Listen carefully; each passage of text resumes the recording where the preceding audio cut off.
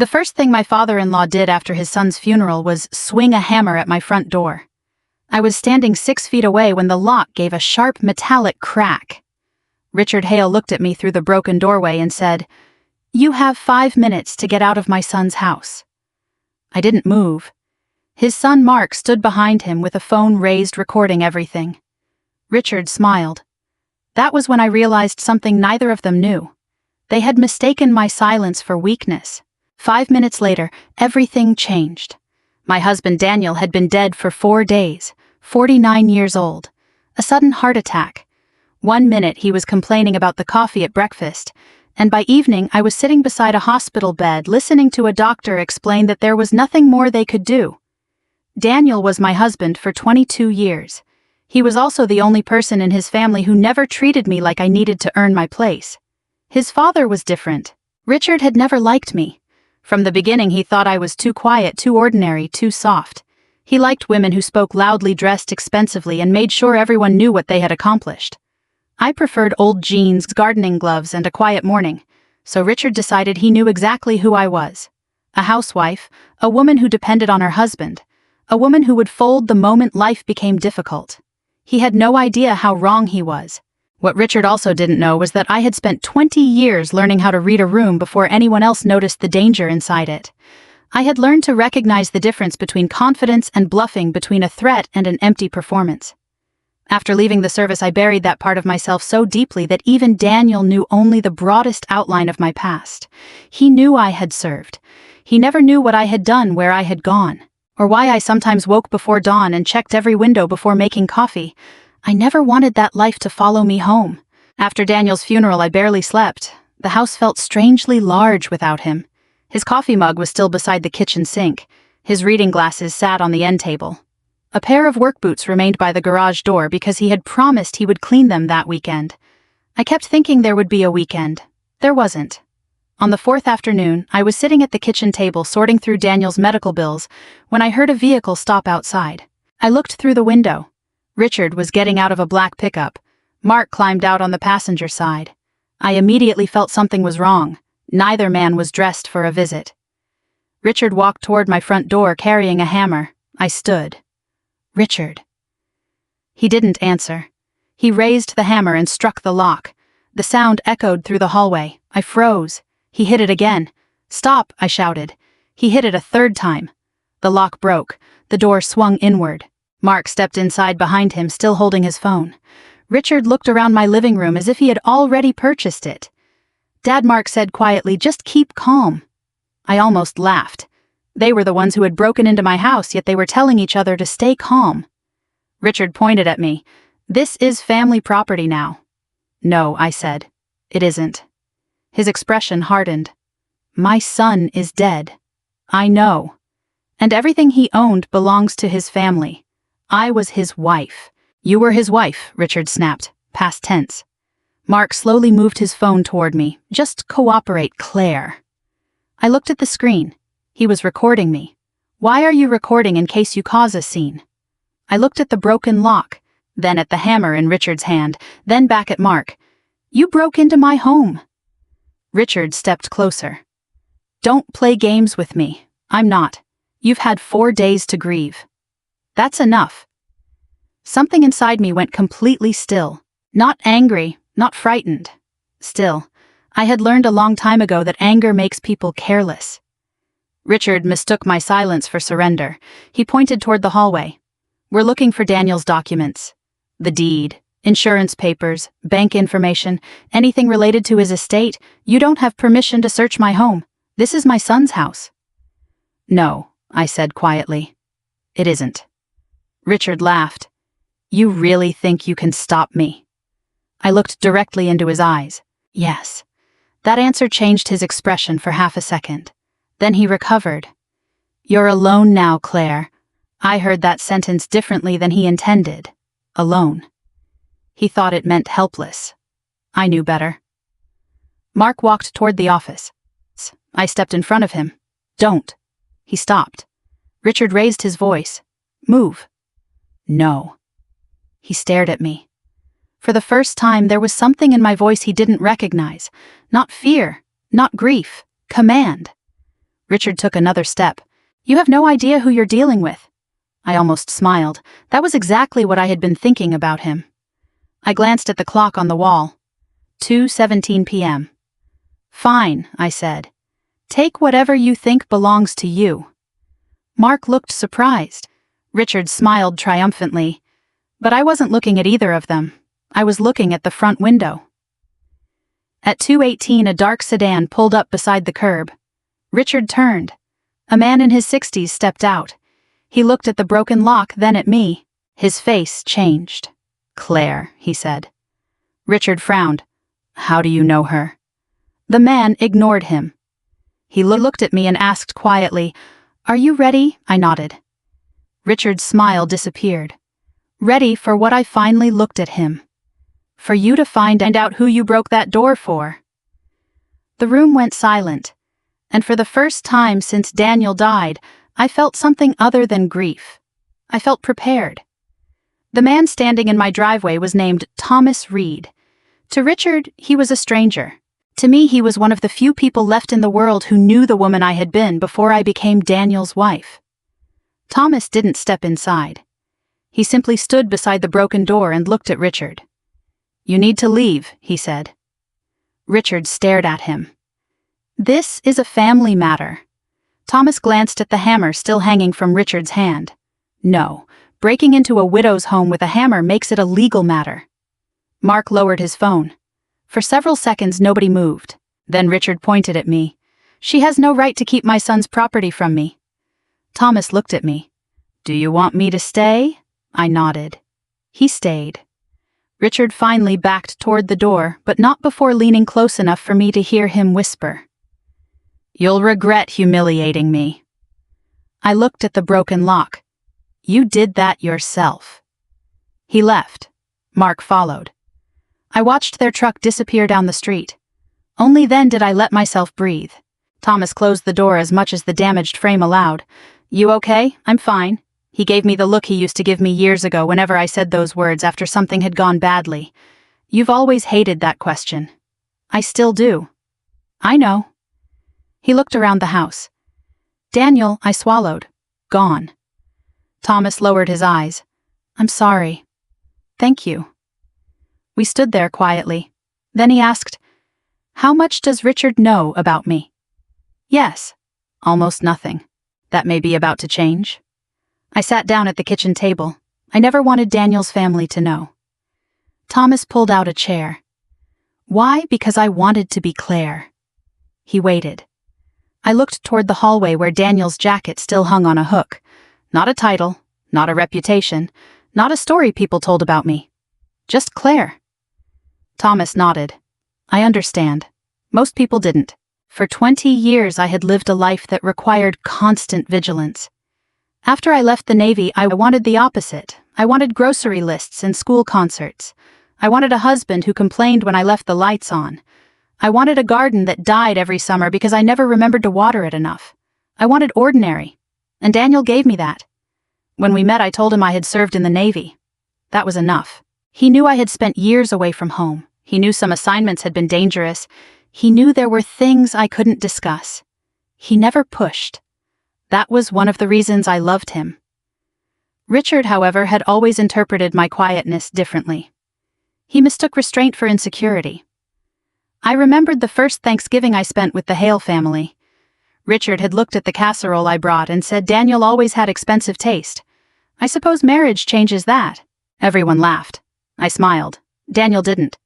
Later he found me washing dishes. You don't have to put up with him, he said. He's your father. That doesn't make him right. I dried a plate. Let him think whatever he wants. Daniel kissed my forehead. You're stronger than you realize. I never told him how strange that sentence sounded coming from him, because I knew exactly how strong I was. I just didn't need anyone else to know. After Thomas left that afternoon, I began going through Daniel's belongings. Not because Richard had demanded it, because I needed to understand what had happened. Daniel had always been organized. His files were labeled. His tax returns were neatly stored. Insurance documents were in a blue folder inside the office cabinet. But when I opened that cabinet, I noticed something immediately. One folder was missing. The estate folder. I searched the desk. Nothing. The safe. Nothing. The filing cabinet. Nothing. I called Daniel's attorney. Her name was Susan Miller. She answered on the second ring. Claire, Susan, did Daniel ever discuss his estate with you? There was a pause. Yes. Did he change anything recently? Another pause. Why are you asking? Because my father-in-law just broke into my house with a hammer. Silence. Then Susan said very carefully, Claire, I need you to come to my office tomorrow morning. Why? I can't discuss it over the phone. My stomach tightened. Is there something wrong I didn't say that? You didn't have to. She sighed. Bring your driver's license, and don't give anyone access to Daniel's office until we speak. I looked at the damaged front door. It's a little late for that. Then change the locks tonight. I will. And Claire. Yes, do not sign anything Richard gives you. That sentence stayed with me long after the call ended. The next morning I drove to Susan's office. On the way, I passed the diner where Daniel and I used to have breakfast on Saturday mornings. I almost kept driving. Instead, I pulled into the parking lot. I ordered his usual breakfast out of habit: eggs, toast, black coffee. Then I sat alone in the booth by the window. For the first time since his death, I allowed myself to cry. Not because Richard had broken my lock, not because he wanted the house, because Daniel would never sit across from me again and complain that the toast was burnt. I wiped my eyes. Then I remembered his last words to me. They had been ordinary. See you tonight. I had said, don't forget the groceries. He smiled. I won't. He never came home. I drove to Susan's office with tears still drying on my face. She closed the door behind me. Then she placed a thick folder on her desk. This is what Daniel left behind. I stared at it. What is it? Susan looked directly at me. Evidence that your husband knew his father was coming for this house. My heart stopped. Daniel knew he suspected. She opened the folder. Inside were copies of bank statements, property records, emails, and handwritten notes. One note had Daniel's handwriting. 3 words were underlined twice. Dad cannot be trusted. I read them again. Then Susan turned another page. There's more. What? Daniel was investigating transfers from an account his father controlled. I felt the room grow colder. How much? Susan hesitated. Enough to explain why Richard is desperate. I looked down at the documents. Suddenly, the broken lock wasn't the beginning of this story. It was the moment Richard realized his plan was already falling apart. And I had a feeling Daniel had known that long before he died. Susan slid the first bank statement across the desk. I looked at the numbers, but for a moment they didn't mean anything. Then I saw the dates. These transfers started 3 years ago, I said. Susan nodded. Daniel discovered them about 6 months ago. Why didn't he tell me he was trying to handle it himself? That sounded exactly like Daniel. He had spent most of our marriage believing he could protect the people he loved by carrying difficult things alone. I hated that about him. I understood it too. Susan turned another page. These payments went from an account controlled by Richard into a company called Hail Property Management. I frowned. That sounds like his business. It is. And why would Daniel care? Because some of the money came from an account that wasn't Richard's. I looked up. Who's your mother-in-law's estate? I felt a chill move through me. Richard's wife, Eleanor, had died 7 years earlier. She had left behind a modest inheritance that was supposed to be divided between Daniel and Mark. Daniel received his share, according to the estate records, yes. Then where did this money come from? Susan tapped the page. That's what Daniel was trying to find out. I leaned back. For years I had believed Richard was simply controlling, difficult, proud. The kind of father who thought his adult children should still ask permission before making decisions. But this was different. This was deliberate. How much? Susan turned another page. Just under $300,000. I stared at her. $300,000 over several transactions. My first reaction wasn't anger. It was disbelief. Richard had spent years lecturing Daniel about responsibility, hard work, and family loyalty. And all along he had been moving money that didn't belong to him. What does this have to do with my house? Susan folded her hands. Daniel believed Richard was trying to create financial pressure on him. He thought if he could convince Daniel to sell this property, he could gain access to the equity. I looked down at the paperwork. The house wasn't extravagant. It was a 3-bedroom home in a quiet Virginia neighborhood. Daniel and I had bought it years ago when prices were still reasonable.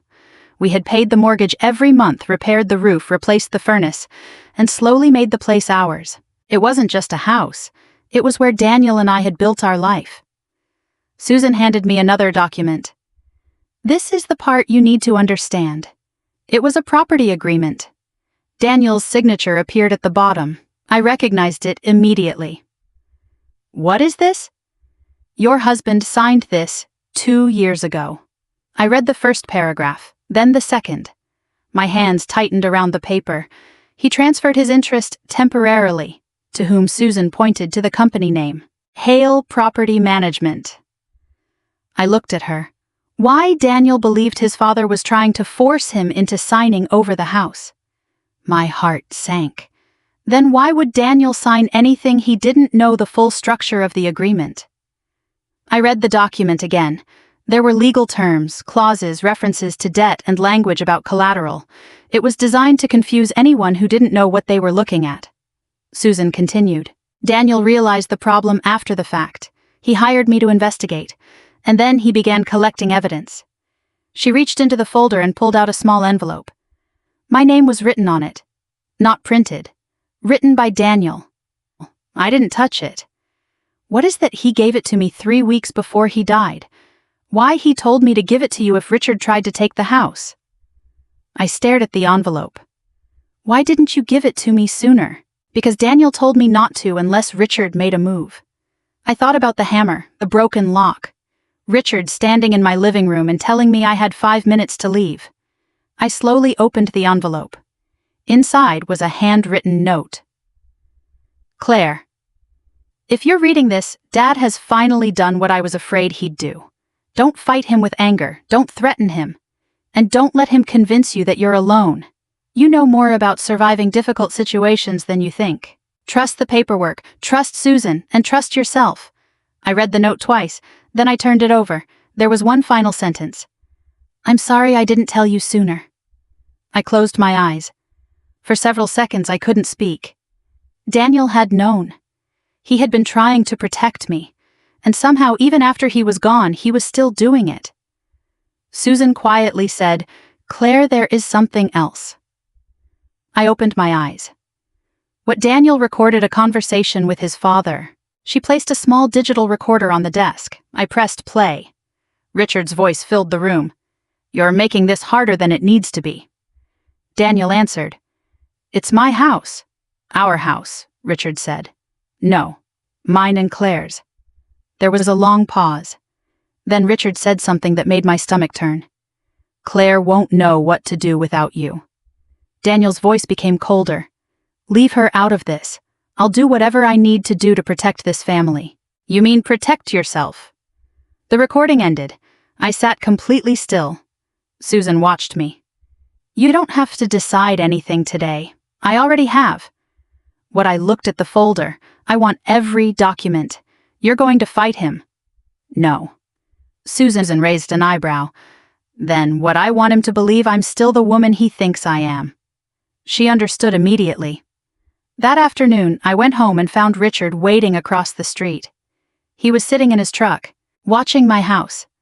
I parked in the driveway and walked toward him. He lowered the window. You should reconsider your position. What position, the house? I smiled politely. I'll think about it. He seemed surprised. You're finally being reasonable. Maybe. He nodded. You've had a difficult week. You don't need more stress. I looked at him. You're right. Then I walked inside. I didn't tell him about Susan. I didn't tell him about the documents. And I certainly didn't tell him that the woman he thought he could intimidate had spent 20 years learning how to remain calm while everyone around her underestimated her. That night, I changed every lock in the house. Then I placed Daniel's note inside my bedside drawer. Before turning off the light, I called Susan. I want to know everything I said. Everything about what my father-in-law. There was a pause. Then Susan said quietly, Claire, once we start pulling this thread, you may not like what we find. I looked toward the dark hallway. I already know I won't like it. I took a breath. But I need the truth. Because Richard thought he had broken into my home to take what belonged to him. He didn't realize he had just opened a door into a past he knew nothing about. And this time, I wasn't going to close it. The next morning, Susan called me before I had finished my coffee. I found something, she said. What Daniel's original estate file? There's a second set of documents that Richard never knew existed. I set my mug down. Where your husband kept them with an attorney in Richmond. I had them transferred here yesterday. I drove to her office immediately. Susan placed a thin folder on the table. This is the agreement Daniel signed with his father's company. I opened it. This looks like the same document. It isn't. She pointed to the final page. The version Richard has is missing an amendment. I looked closer. The amendment stated that Daniel's interest in the property could not be transferred without my written consent.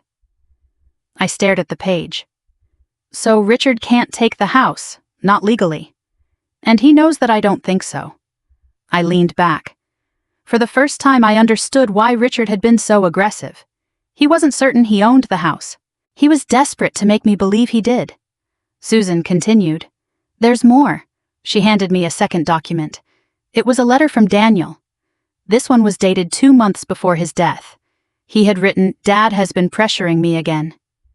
He says Claire won't fight him.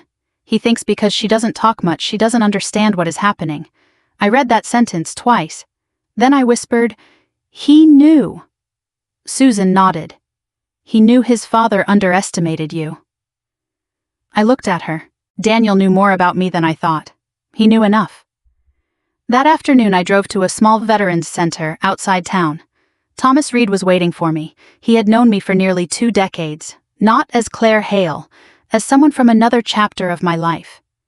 He watched me walk through the door and smiled faintly.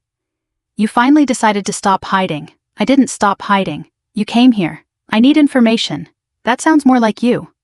I sat across from him. Richard is trying to take my house. I know. He thinks I'm helpless. Thomas leaned back. Then let him keep thinking that. That was my plan. He smiled. I knew there was a reason I liked Daniel. I looked down. Daniel knew about my service. Not everything, no. Thomas was quiet for a moment. You really never told his family? Never. Not even Richard. Especially not Richard. Thomas nodded. That man wouldn't know what to do with information like that. He'd use it against me. Probably. I looked out the window. I don't want revenge. Thomas gave me a skeptical look. I want my home. I want the truth about what Daniel discovered. And I want Richard to understand that he doesn't get to decide what happens to me because his son died. That Thomas said sounds a lot like justice. I smiled. Maybe. That evening Richard called. I almost didn't answer. Then I did. Hello, you've had enough time, he said. For what? To think. I've been doing a lot of that. The house needs to be handled. I agree. Good, I'll handle it. There was a pause. No, Claire. You don't understand. Daniel's estate belongs to his family. I understand exactly what you're saying. You don't have the resources to fight me. I looked at the folder Susan had given me. I wouldn't be so sure. His voice hardened. Don't make this ugly. You brought a hammer to my front door. That was a misunderstanding. No, I said quietly. It wasn't. He hung up. The following morning, Mark arrived alone. He stood on my porch with his hands in his pockets. Can we talk? I opened the door but didn't invite him inside. What do you want? Dad thinks you're making a mistake. Your father has made several mistakes. Mark looked uncomfortable. I know about the documents. That caught my attention. What documents? He hesitated. The ones Dad wants. You don't know what they are. I know enough. I studied him. Then you also know he broke into my house. Mark looked away. I wasn't supposed to let him do that. But you did. I thought he had a right. Why? Because Daniel was his son. I looked at him for a long moment. Being someone's father doesn't make you their owner. Mark swallowed. You really think Dad is trying to steal everything? I don't think it? I held up the folder. I know it. He looked at the papers. Can I see them? No. Why? Because you haven't told me the truth. His face changed. What truth? What did your father promise you? Silence. That was my answer. Mark finally said he told me I'd get the business, in exchange for what he didn't answer. Mark. He said if I helped him get control of the property, he'd put me in charge. I felt something sink inside me. So, this was never just about your father? No. You helped him. I didn't know he was going to break the door. But you knew what he wanted. Yes. I nodded. Thank you for telling me. He looked surprised. That's it for now. He walked away. I closed the door. Then I called Susan. Mark confessed. Did he admit anything in writing? No. Then don't rely on it. I won't. There was a pause. Claire. I also found something about the money. What some of those transfers went through Mark's account. I closed my eyes. So the son wasn't just following his father. He was involved. That night Richard sent me a message. Tomorrow morning, 10 o'clock. We'll settle this. I stared at the screen. Then I typed 3 words. Bring your lawyer. I didn't send anything else. At 10 the next morning, Richard arrived with Mark and an attorney. Richard walked toward my front door and stopped. The new lock was visible. He looked at it. You changed it. Yes. You think a new lock changes anything? I opened the door. It just keeps unwanted people out. His attorney stepped forward. Mrs. Hale, we'd like to resolve this without unnecessary conflict. I looked at him. So would I. Richard handed him a document. This is a formal demand for possession. I didn't take it. Instead, I handed Richard an envelope. He frowned. What is this? Your 24 hours. His face changed. You're threatening me. No.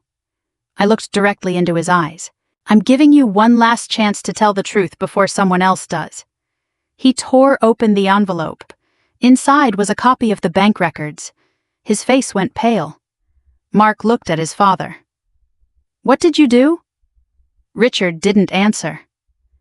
For the first time, the man who had walked into my home with a hammer looked genuinely afraid. His attorney quietly said, Richard, we need to speak privately. Richard stared at me. Who are you? I didn't answer immediately. I thought about the woman he had spent years mocking, the quiet daughter-in-law, the woman he thought he could push aside after his son died. Then I said, someone you should have gotten to know before you decided I was weak. His eyes narrowed, but he still didn't understand. Not yet.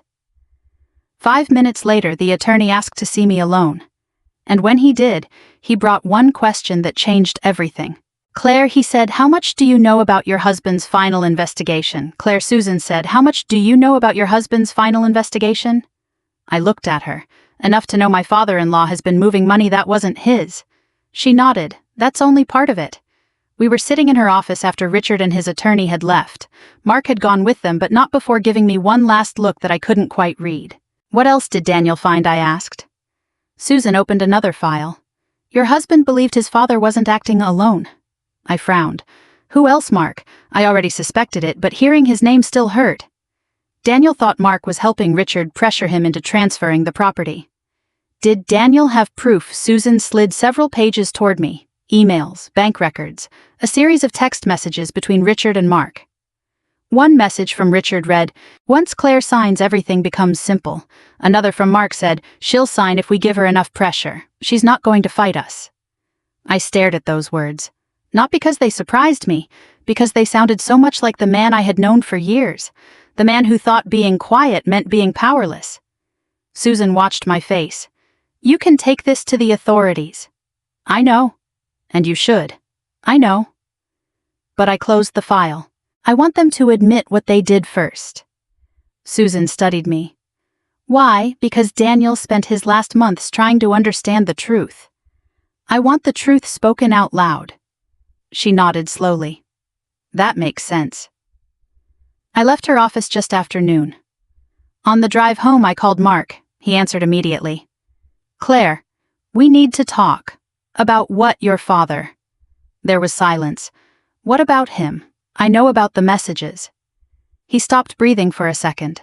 I don't know what you're talking about. Don't lie to me. His voice dropped. Where did you get them? Get them from Daniel. Another silence. Then Mark said he wasn't supposed to have those. Neither were you. I didn't mean for any of this to happen. You helped your father. I thought he was protecting the family. He broke into my house with a hammer. I know, you watched him, I know. I pulled into my driveway. Then tell me the truth. Mark's voice cracked. I was scared of him. That answer surprised me. You're 43 years old, I know. And you're still afraid of your father. You don't understand what he's like. I looked at the broken section of the doorframe now repaired, but still showing a faint scar. I understand more than you think. Mark was quiet. Then he said Dad told me if I didn't help him, he'd cut me out of everything. And you believed him? Yes. I closed my eyes. That doesn't excuse what you did. I know, then help me fix it. How tell the truth? He didn't answer. Mark, I need time. You've had years. I ended the call. That evening, I sat at the kitchen table and opened Daniel's final notebook. Most of the pages were filled with ordinary things. Appointments, bills, notes about the garden, a reminder to replace the garage light. Then I reached the final pages. There was one sentence written across the top. If they come after Claire, she will know what to do. Underneath it, Daniel had written my maiden name. I hadn't seen it written in years. My chest tightened. Daniel had known. Maybe not every detail, but enough. He had known that the quiet life I built wasn't the whole story, and he had trusted me to protect it. The next morning, Richard came back. This time he brought his attorney. Mark came too. Richard stood on the sidewalk outside my house. He didn't have a hammer, but he had the same expression. Entitlement. I want to settle this today, he said. You're welcome to try. His attorney stepped forward. Mrs. Hail, my client, maintains that the property was intended to remain within the Hail family. I handed him a document. Then he should read the original agreement. He looked at it. His expression changed. Richard noticed. What is it? The attorney didn't answer. I looked at Richard. The amendment your son signed was never valid without my consent. Richard's face hardened. That's not possible. It is. You forged that. No. Daniel would never. Daniel did. That stopped him. I continued. He protected my interest in this house because he knew exactly what you were trying to do. Richard looked at Mark. You knew about this? Mark shook his head. No. Richard turned on him. You useless enough. The word came from me. Quietly. But everyone stopped. I had spent years speaking softly because I didn't need to compete with anyone. Now Richard looked at me differently. I stepped closer. You came into my home with a hammer 4 days after your son died. Richard's jaw tightened. You humiliated me. You threatened me. You tried to take my house. It was Daniel's house. It was our house, I said. Then I pointed toward the repaired door. And you broke the lock because you believed nobody would stop you. Richard's attorney looked uncomfortable. I continued. You were wrong. Richard stared at me. You think you're powerful because you have money? No. You think you're powerful because you're my father-in-law? No. Then why? Because I know who I am. He laughed bitterly. You're a housewife. I didn't react. He shook his head. You have no idea what you're dealing with. I looked at him. Neither do you. Thomas was standing beside his car across the street. Richard noticed him. Who is that someone who knows me? Richard looked back at me. What exactly did you do before Daniel? I could have answered. I didn't, not yet. Instead, I handed his attorney a final folder. Everything you need is inside. He opened it. Bank transfers, property records, copies of messages, Mark's statements, and a letter from Daniel. The attorney read silently. Richard watched his face. What does it say? The attorney finally looked up. You need to stop. Richard stared at him. What you need to stop making demands. Richard's face reddened. You work for me, not if you're asking me to pursue a claim I now know has no legal basis. Mark looked at his father. Dad. Richard turned toward him. You betrayed me. Mark shook his head. No. I finally stopped lying for you. The words seemed to hit Richard harder than anything I had said. He stepped toward his son. Mark didn't move. For the first time, Richard looked old. Not powerful. Not frightening. Just old. A man who had spent so long controlling everyone around him that he didn't know what to do when they stopped obeying. He looked at me. You planned all of this. No. You knew what would happen. I knew what I would do if you crossed the line. He stared at me. Who taught you that I thought about 20 years of service? About people who had taught me discipline, patience, and the value of preparation. Then I looked at the broken lock. You don't need to know. Richard's attorney quietly gathered the documents. We're leaving. Richard didn't move. Finally, he turned toward me. You're not who I thought you were. No, I said. I never was. He walked away. I watched him reach the truck. Then Mark stopped beside me. Claire. I turned. I'm sorry. I nodded. I believe you. His eyes filled with tears. But I don't know if I can forgive myself. That part is yours to work through. He nodded. Then he left. I went inside. The house was quiet again. I stood beside the repaired door and ran my hand over the new lock. 5 minutes. That was all it had taken for Richard to believe he could take my home. 5 minutes was also all it had taken for him to discover that the woman he thought was weak had been preparing for difficult moments her entire life. But I knew something Richard didn't. Winning the fight wasn't the same as healing from it, and before this story ended, I would have to decide what justice meant when the person who hurt me was still family. 3 months after Richard walked away from my house, the new lock was still there. I had thought about replacing the entire door. Instead, I kept it. Not because I wanted a reminder of what happened, because I wanted a reminder of what I had learned. The broken lock had been repaired. The wood had been sanded and refinished. From the street, nobody would ever know someone had once stood there with a hammer, convinced he had the right to take my home. But I knew, and sometimes knowing was enough. The legal process took longer than any of us expected. Richard's attorney withdrew after reviewing the financial records. The bank opened an investigation into the transfers from Eleanor's estate. Mark agreed to cooperate and provided copies of messages and emails that confirmed what Daniel had suspected. The truth was finally coming out. Richard had convinced himself that everything he did was for the family. He had used that sentence for years. For the family. When he pressured Daniel. For the family. When he moved money. For the family. When he tried to take my house. For the family. But eventually the phrase became impossible to believe.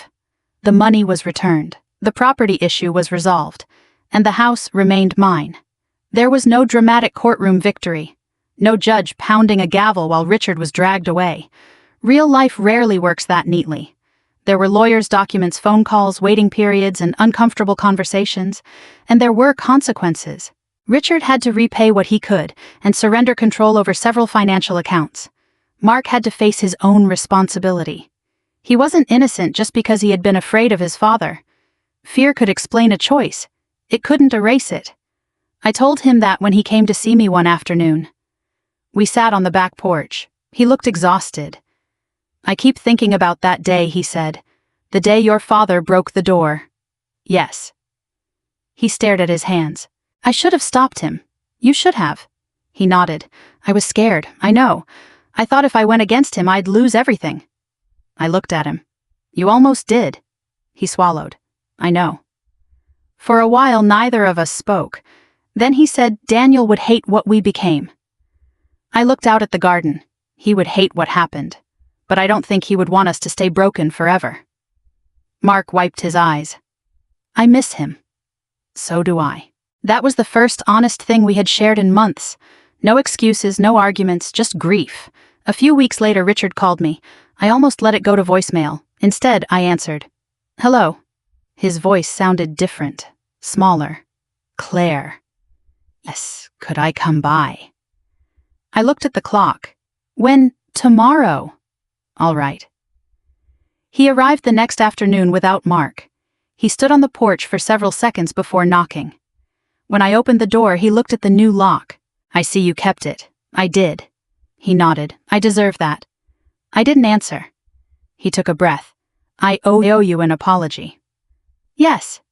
He looked surprised. I don't know what I expected you to say. I don't either. He lowered his eyes. I was wrong about you. That wasn't your biggest mistake. He looked up. What was you thought love gave you ownership? His face tightened. I continued. You thought, because Daniel was your son, you had a right to control his decisions. You thought because I was his wife, I was someone you could push aside. Richard looked toward the driveway. I was afraid of what losing my family. I said nothing. He continued. After Eleanor died, everything changed. Then Daniel stopped listening to me. Mark started pulling away. I felt like I was losing control of everything. His voice broke slightly. So I tried to hold on tighter. And you squeezed until everyone wanted to get away. He nodded. Yes. For the first time I saw the man underneath the anger. Not the bully. Not the man with the hammer. Just an aging father who had confused control with love until he couldn't tell the difference anymore. I can't forget what you did, I said. I know. I can't pretend it didn't happen. I know. But I don't want to spend the rest of my life hating you. He looked at me. Does that mean you forgive me? I thought about it. Yes, his eyes filled. But forgiveness comes with boundaries. He nodded. You won't come into my home without permission. I won't. You won't interfere with my finances. I won't. And if you ever threaten me again, there won't be another conversation. I understand. That was our reconciliation. Not a hug. Not some perfect family reunion. Just two people finally understanding where the line was. And sometimes I think that is what real reconciliation looks like. Not pretending nothing happened. Not forgetting. Not allowing someone to hurt you again. Just choosing not to carry the anger forever. Several months later, I finally told my daughter the truth about my past. She was sitting with me at the kitchen table. Mom, she said, why didn't you ever tell me? I smiled. Because I wanted you to know me before you knew my history. She thought about that. Were you really in the Navy for 20 years? Yes. Were you scared sometimes? She looked surprised. I thought people like you weren't scared. I laughed softly. Everyone gets scared. Then, what makes someone strong? I looked toward the front door, the ability to stay calm enough to make the right decision anyway. She nodded. That answer meant more to me than any story I could tell her about my past. Because the most important lesson from everything that happened wasn't that I had served in the military. It wasn't that I knew how to protect myself. It wasn't even that I had defeated Richard in the end. It was that strength doesn't always look like strength. Sometimes strength looks like staying silent instead of shouting. Sometimes it looks like calling a lawyer instead of making a threat. Sometimes it means keeping copies of important documents, understanding your property rights, having a will, reviewing beneficiary designations, and knowing exactly what happens to your finances when someone dies. And sometimes strength means saying, I forgive you, while still saying, you will never cross that line again. If there is one thing I hope you take from my story, let it be this. Don't assume you know what someone is capable of because of how quietly they live. Don't confuse kindness with weakness. And if you're dealing with an estate after losing someone you love, don't rely on verbal promises or family pressure. Get the paperwork. Talk to a qualified attorney. Understand ownership, beneficiary designations, wills, trusts, and your state's probate rules before signing anything. Family should never be an excuse to ignore boundaries, and love should never be used as a weapon. Daniel's photograph still sits on my living room shelf. Sometimes I look at it and wish he had lived long enough to see everything unfold. Then I remember his note, trust yourself. I finally understand what he meant. He wasn't telling me to become the woman I used to be. He was reminding me that I never stopped being her. The quiet woman, the wife, the mother, the woman who spent 20 years serving her country. They were all me, and none of those versions needed to prove anything to anyone. I walked to the front door that evening and touched the new lock. Then I smiled. The old lock had been broken because someone thought my home belonged to him. The new one stayed closed because I finally understood something important. A boundary isn't a wall built out of anger. It's a door you control. And sometimes the strongest thing you can do is decide who gets to walk through it. If this story reminded you of someone who stayed strong when others underestimated them, share it with them. And if you've ever had to choose between revenge and peace, I'd love to hear what you would have done. Sometimes the hardest victories aren't the ones where we defeat someone else. They're the ones where we refuse to let someone else's cruelty change who we are. Thank you for staying with me through this story. And remember, you don't have to be the loudest person in the room to be the strongest. Sometimes quiet strength speaks for itself.